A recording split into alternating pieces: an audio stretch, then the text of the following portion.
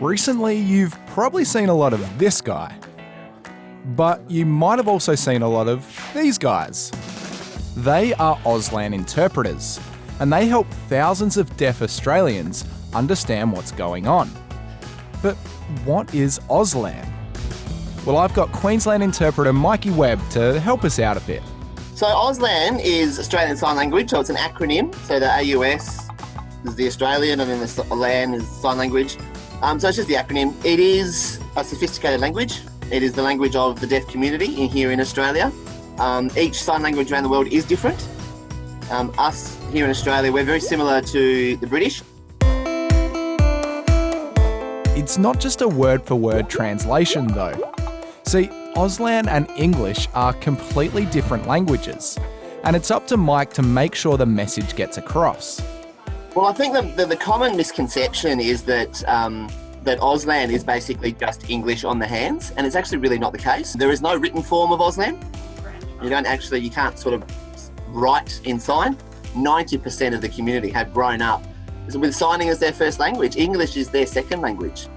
And it's more than just signing what's going on. Mike also has to make sure people understand the emotion. Because deaf people can't hear the tone of the message that's being portrayed, they rely on a facial expression.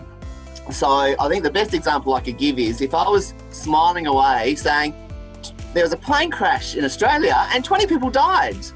Everyone would look at that and go, what? So the more facial expression, the more emotion you put into it to understand what the speaker is saying, the deaf people then get that equal message. So there's a bit of a difference between interpreting a press conference and, say, a rock concert.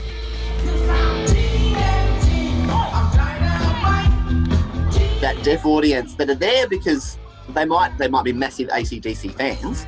They might want to go with their neighbours or their cousins, whatever it might be. It's a family, it's a social event. So they've come along knowing there's going to be an AC/DC thing. And if I'm sitting up there like I look at a press conference, very dull and very boring, that's not AC/DC, that's not rocking it out. So they're not getting that equality that everybody else is getting.